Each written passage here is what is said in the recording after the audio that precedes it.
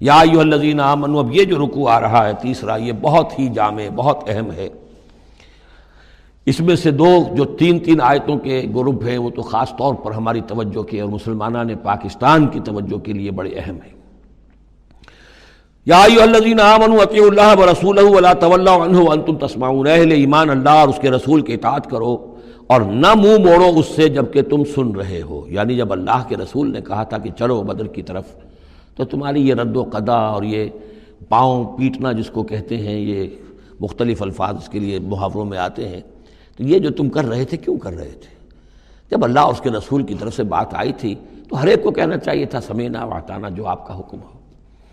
اطیعوا اللہ واطیعوا الرسول ولا تولوا عنہ وانتم تسمعون، ظاہر بات ہے یہ تمام مسلمانوں سے بات نہیں ہے، یہاں بھی ذہن میں رکھیے وہی جنہوں نے کمزوری دکھائی تھی ان کی طرف اشارہ ہے۔ ولا تکونوا کالذین قالوا سمعنا وهم لا يسمعون، ان لوگوں کے مانند نہ ہو جاؤ جو کہتے ہیں کہ ہم نے سن لیا، حقیقت میں وہ سنتے نہیں ہیں۔ یعنی دل اڑا ہوا ہے، طبیعت جو ہے وہ یکسو ہے ہی نہیں، تو کیا سننا ہے؟ سنا انسنا ہو گیا۔ ان شر الدواب عند اللہ الصم البکم الذین لا یعقلون، یقیناً تمام چوپایوں میں بدترین اللہ کے نزدیک یہی لوگ ہیں جو بہرے ہیں، گونگے ہیں اور عقل سے کام نہیں لیتے۔ اب یہ منافقین ہی کی طرف اشارہ ہو رہا ہے۔ وَلَوْ عَلِمَ اللَّهُ فِيهِمْ خَيْرًا، اگر اللہ تعالیٰ کے علم میں ہوتا کہ ان میں کوئی خیر ہے، لَأَسْمَعَهُمْ، اللہ انہیں سنا دیتا۔ وَلَوْ أَسْمَعَهُمْ، اگر اللہ انہیں سنا دیتا، لَتَوَلَّوْا، پھر بھی پیٹ موڑ جاتے، وَهُمْ مُعْرِضُونَ، وہ ہیں ہی اعراض کرنے والے۔ یہ گویا کہ چند آیات ہیں کہ جس میں خاص طور پر جو لوگ بھی اس وقت ریلیکٹنٹ تھے، جو بھی کسی طریقے سے اس میں جھجک رہے تھے، ان کے لیے تنبیہ۔ اب تین آیات آ رہی ہیں۔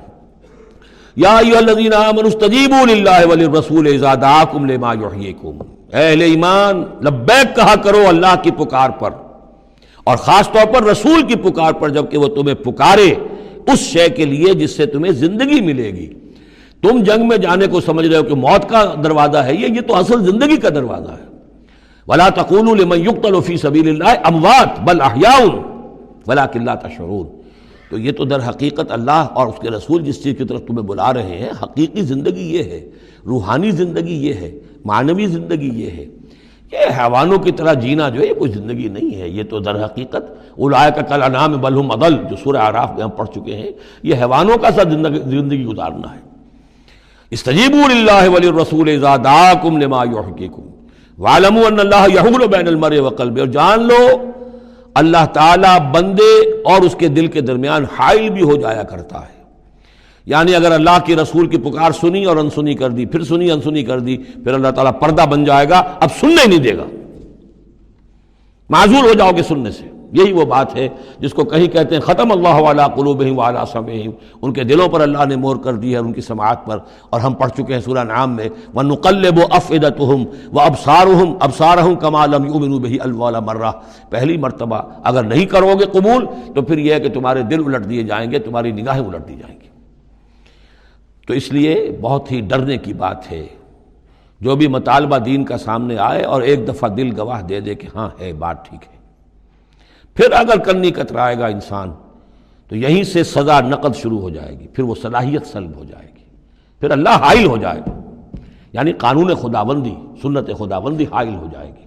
پھر آپ کے دل پر مہر لگے گی، آپ کے کانوں کے اوپر مہر لگے گی، آپ کی آنکھوں پر پردے پڑ جائیں گے۔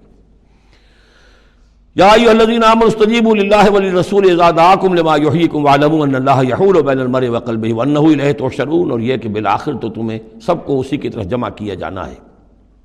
واتقوا فتنة لا تصیبن الذین ظلموا منکم خاصہ،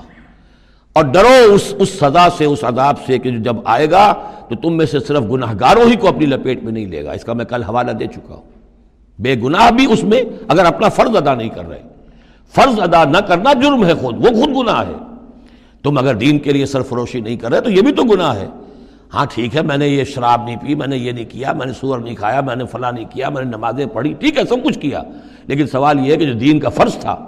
دین کی نصرت تھی، اللہ کی اور اس کے دین کے لیے تن من دھن لگانا تھا، وہ نہیں کیا، وہ بھی تو جرم ہے۔ تو وَاعْلَمُوا، اور جان لو، ان اللہ یحول بین المرء وقلبہ وانہ الیہ تحشرون واتقوا فتنة لا تصیبن الذین ظلموا منکم خاصۃ واعلموا ان اللہ شدید العقاب، اور جان لو کہ اللہ سزا دینے میں بہت سخت ہے۔ وَاذْكُرُوا، یہ ہے خاص پاکستانی مسلمانوں کے لیے آیت، اور یاد کرو اذ انتم قلیل، جب تم تھوڑی تعداد میں تھے، جیسے ہم بھی اقلیت کی کا خوف تھا ہمیں کہ ہم ہندوؤں کے مقابلے میں اقلیت ہیں، مستضعفون فی الارض، جنہیں زمین میں دبا لیا گیا تھا، تخافون ان یتخطفکم الناس، تمہیں اندیشہ یہ تھا کہ لوگ تمہیں اچک لے جائیں گے، اکثریت جو ہے وہ تمہیں ایکسپلائٹ کرے گی معاشی اعتبار سے، سماجی اعتبار سے، لسانی اعتبار سے، مذہبی اعتبار سے، فآواکم، تو اللہ نے تمہیں پناہ کی جگہ دے دی، وأیدکم بنصرہ،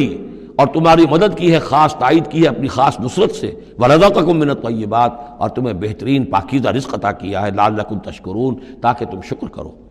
یا ایھا الذین آمنوا لا تخونوا اللہ والرسول، اے اہل ایمان مت خیانت کرو اللہ سے اور اس کے رسول سے۔ ایمان کا دم بھرنا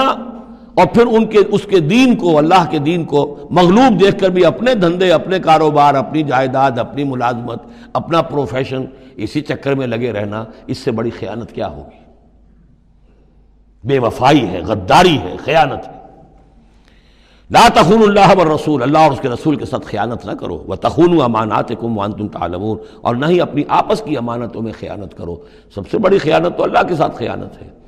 سب سے بڑی وہ امانت جو اللہ نے اپنی روح تم میں پھونکی ہے، اس کا حق اگر تم ادا نہیں کر رہے ہو تو سب سے بڑی خیانت یہ ہے، جس کو کہ فرمایا گیا ہے سورہ احزاب میں، ہم نے آسمانوں پر، زمین پر، پہاڑوں پر پیش کی، ان عرضنا الامانۃ علی السماوات والارض والجبال فابین ان یحملنها واشفقن منها وحملها الانسان، تو بہت بڑی بڑی امانتیں تمہارے پاس ہیں، دین کی امانت ہے، قرآن کی امانت ہے، شریعت کی امانت ہے، یہ سب امانتیں محمد رسول اللہ کی۔